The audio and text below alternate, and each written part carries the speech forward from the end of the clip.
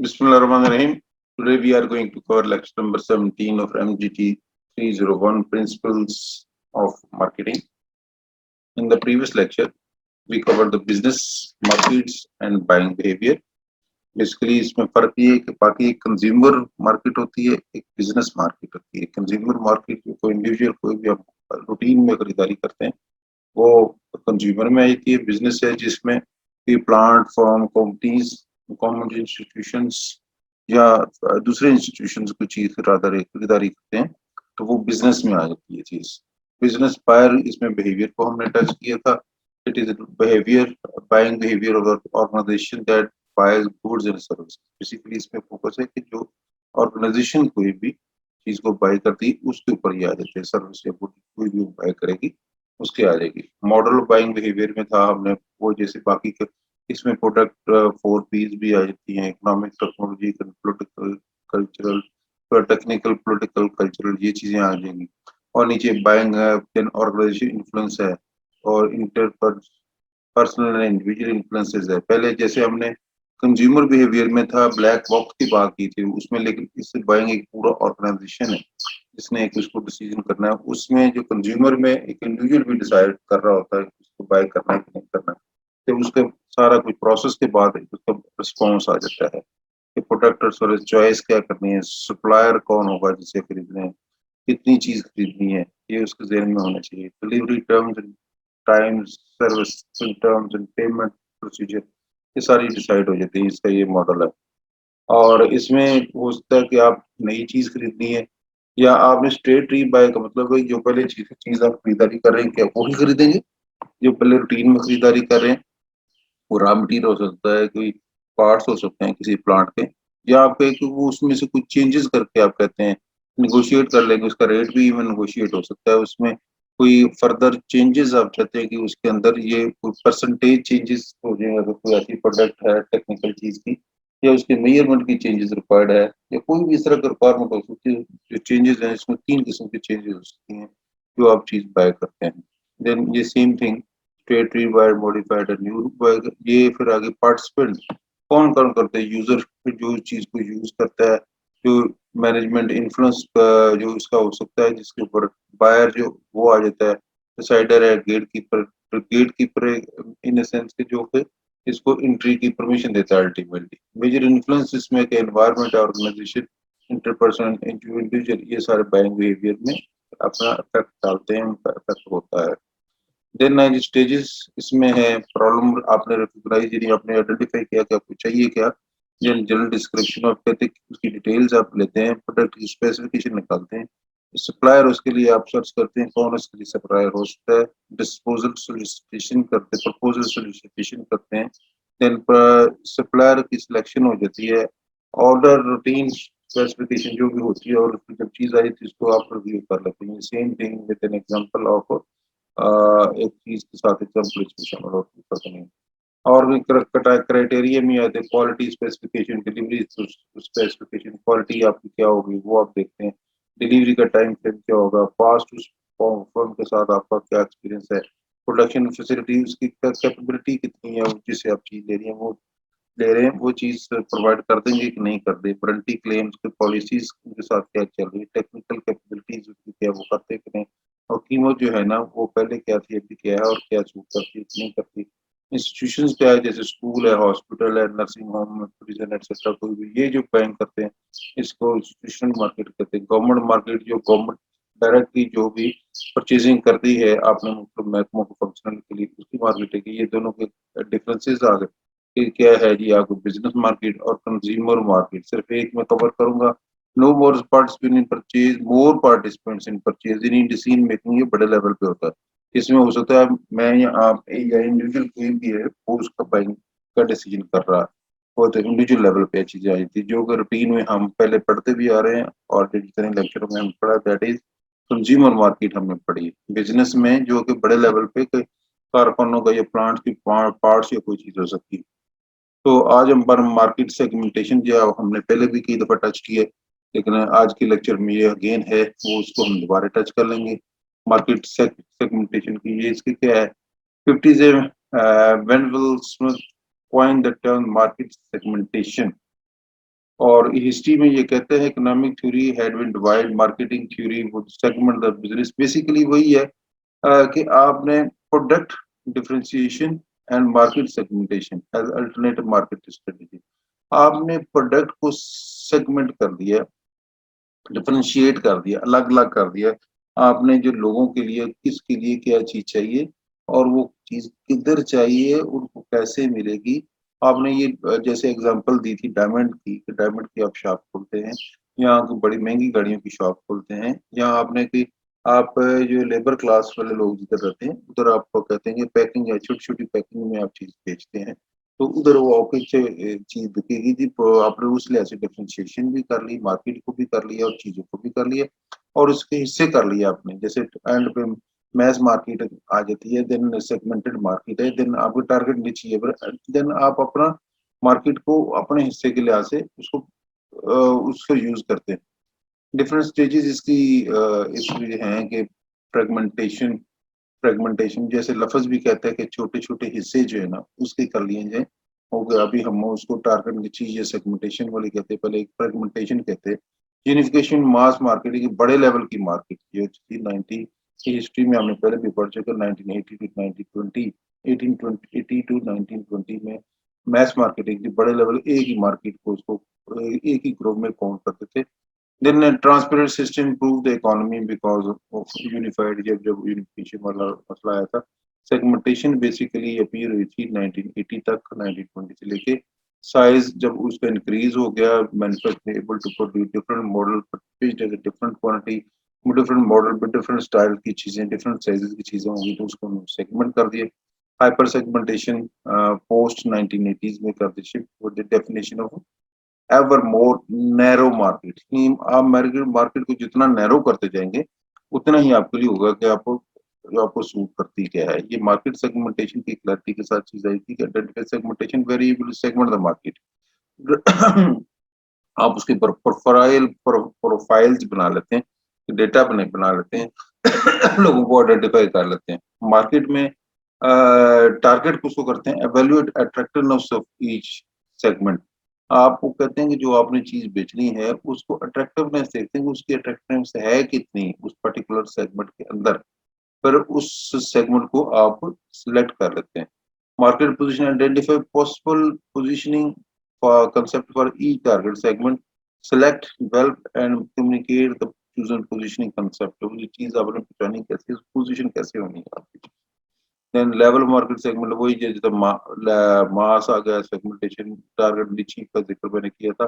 बिल्कुल छोटे लेवल पे आप चले जाते हैं, उधर जाकर चीज को कर लेते हैं। माइक्रो है कि कंप्लीट सेगमेंट, यानी एक ही आपने ग्रुप ऑफ पीपल को एक मार्केट कंसिडर कर लिया। ये मास मार्केटिंग बड़ी ये कार्टून जो है ना, ये बड़ी जबरदस्त एक डिपिक्शन है कि आप तमाम ग्रुप को, तमाम लोगों को, तमाम ऑल कैटेगरी ऑफ पीपल को आप देखें कि उसमें एक ही मार्केट का हिस्सा आपने कंसिडर कर लिया हुआ है, एक ही मार्केट का हिस्सा उसको कंसिडर कर लिया, इसको मास मार्केटिंग कर।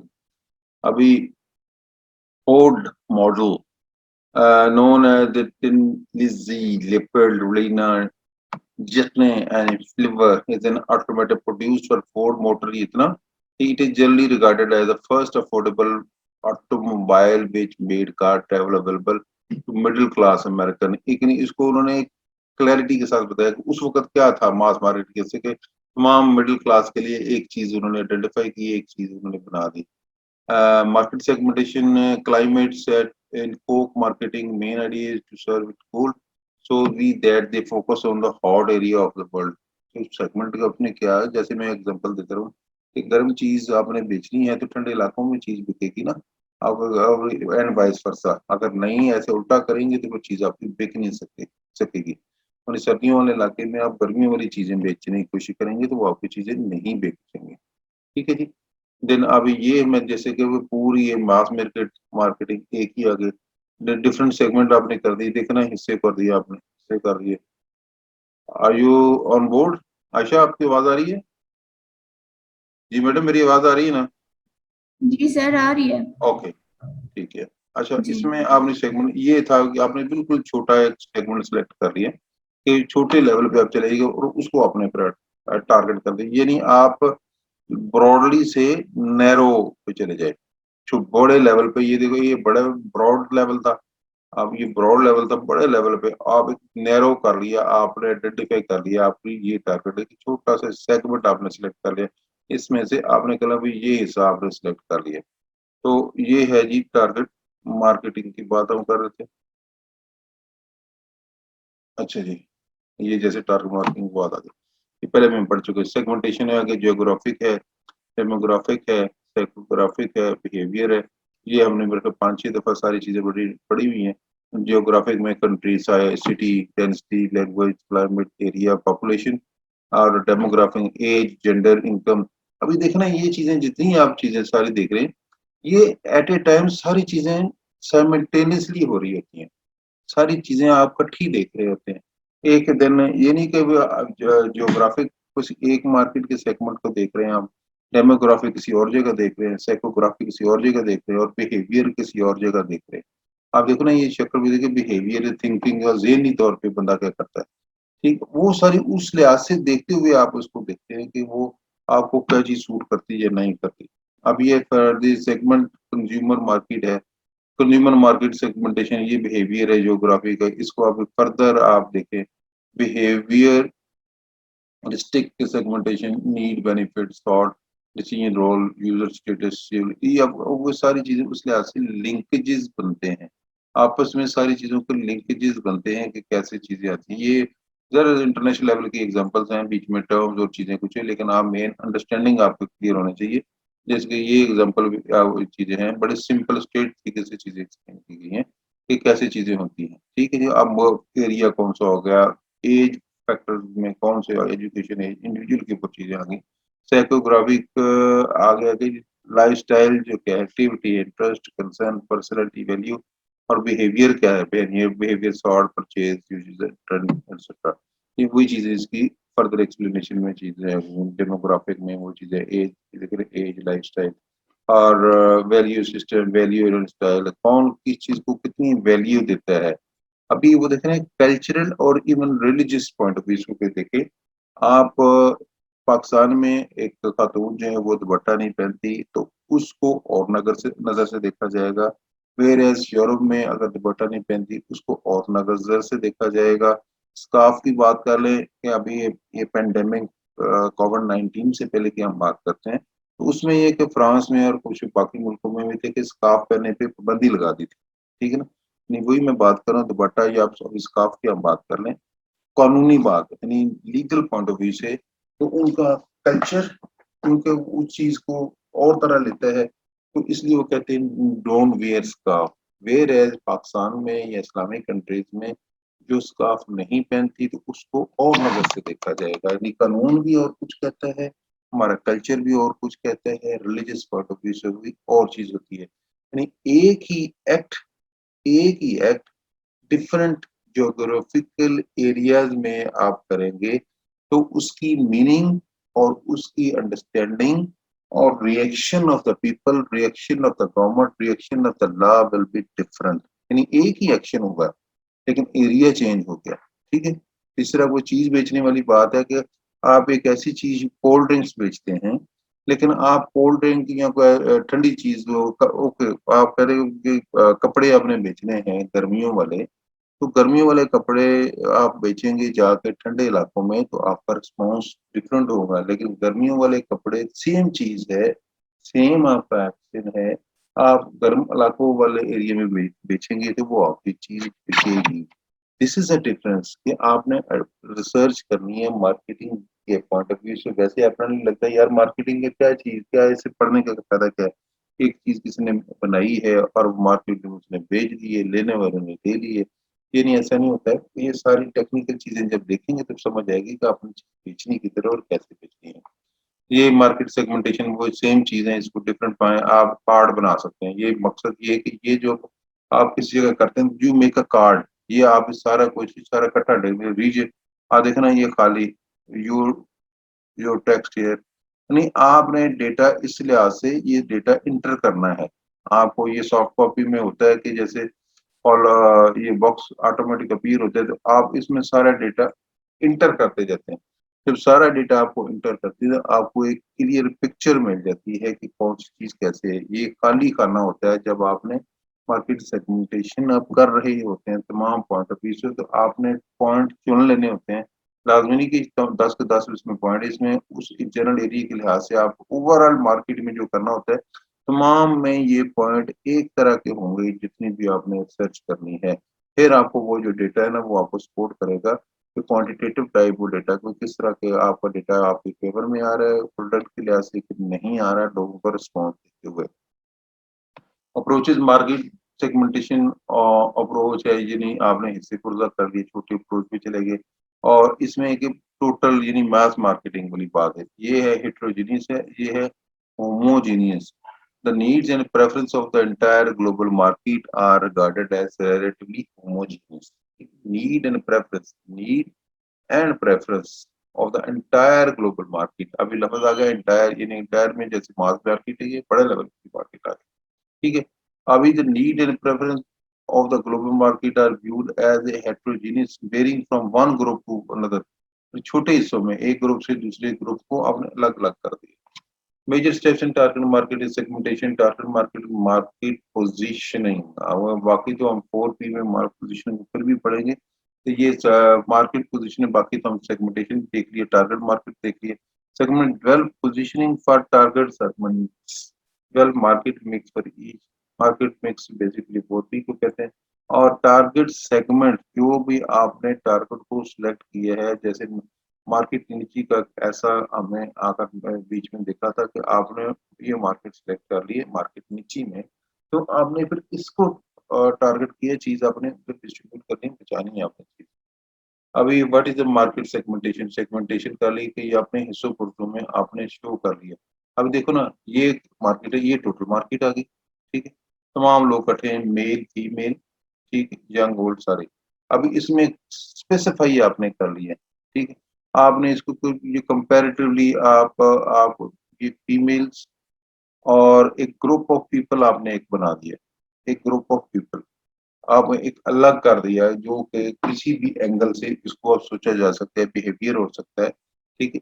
एज, सेम एज ग्रुप के ये लोग हो सकते हैं, सेम एरिया के लोग हो सकते हैं, पर ये काले या गोरे इकट्ठे अगर बैठे हुए हैं तो ये सारे गोरे हैं। मैं मिसाल के तौर पे, एग्जाम्पल के तौर पे सर बता रहा हूँ कि एक ही रेस के लोग हो सकते हैं, एक ही रिलीजन के लोग हो सकते हैं, वो ग्रुप आपने इनमें से मेन में से अलग कर लिया, ठीक है। हो सकता है नहीं एक बनेगी फीमेल अलग कर लें तो एक फीमेल का ग्रुप बन जाएगा, एक मेल का ग्रुप बन जाएगा, ऐसे भी हो सकता है। उन्हें कह जी ब्लैक अलग कर दें तो ये ब्लैक एक ही है, उन्हें कह जी ये इश्यू बोलिए सेपरेटेड जो है ब्लैक ही जो है ना अलग होगा, ठीक है। या आप कह रहे हैं कि जिसने 2 पीस पहना हुआ है और वो उनको अलग कर दें, उन्हें कह ये पकड़े तो ये पकड़े तो ये पकड़ेंगे, ठीक है। तो अब इसको अलग कर दिए, एक कोई भी ग्रुप हो सकता है, हाइट के लिहाज से हो सकता है, ठीक है, जुबान के लिहाज से हो सकता है, कल्चर के लिहाज से हो सकता है। तो सेगमेंटेशन इज ब्रेकिंग डाउन, वैसे सेगमेंट करना है, हिस्से टुकड़े कर देना। Heterogeneous market into the homogeneous, homogeneous से ब्रेकिंग डाउन, हेट्रोजीनियस एक ग्रुप से आपने छोटे छोटे सब मार्केट में आपने उसको आइडेंटिफाई कर दिया। अच्छा, वाई सेगमेंट, क्यों सेगमेंट करते हैं? सेगमेंट इसलिए करते हैं जो आपने प्रकट किया, यानी कि आपने जो चीज बेचनी है, जिनको जो चीज चाहिए आप उन तक के भी बचाएं। ये नहीं कि आप जिन पूरे मुल्क में एक ही चीज बचाते हैं लेकिन खरीदारी हो सकता है कुछ इलाके के लोग ही वो चीज खरीदे हैं और बाकी उसको खरीदे ही नहीं, ठीक है। वो diverse needs wants and buying behaviour differ from one, differ, हर किसी की चॉइस डिफरेंट हो सकती है। जैसे स्कार्फ की एग्जांपल वाली बात है कि डिफरेंट लोगों की सोच, रिलीजन और कल्चर के लिहाज से स्कार्फ जो है ना सेम एक्ट है लेकिन डिफरेंट बिहेवियर, बिहेवियर की वजह से डिफरेंस है। बिहेवियर जो है डिपेंडेंट है on their culture and religion, primarily religion then culture also. अभी आप देखें ना, ये स्कार्फ की एग्जांपल है, आप डिफरेंट रिलीजन को अगर स्टडी करते हैं, इवन क्रिश्चियनिटी, वेटिकन सिटी, उधर भी इनके मेन चर्च में भी जाए तो उधर लेडीज जो है ना वो ऊपर स्कार्फ पहनती हैं, बुर्का टाइप एक उनका स्टाइल, तो वो भी पहनती हैं। मीनिंग देयर का है जो रिलीजन है, रिलीजन के अंदर पर्दा खवातीन के लिए तकरीबन तमाम रिलीजन्स में है। ये सिर्फ एक बार में दुनिया में आके ही लोगों ने अपना एक मॉडर्नाइजेशन या इस कल्चरल चेंजेस की वजह से सारी चीजें डिफरेंट की हुई हैं। हालांकि रिलीजन तो सपोर्ट करता है, और जो भी खातून ज्यादा पर्दा करती है हिजाब पहनेगी, उसको जो भी अक्लमंद बंदा होगा उसको रिस्पेक्ट की नजर से, ज्यादा रिस्पेक्ट की नजर से देखता है।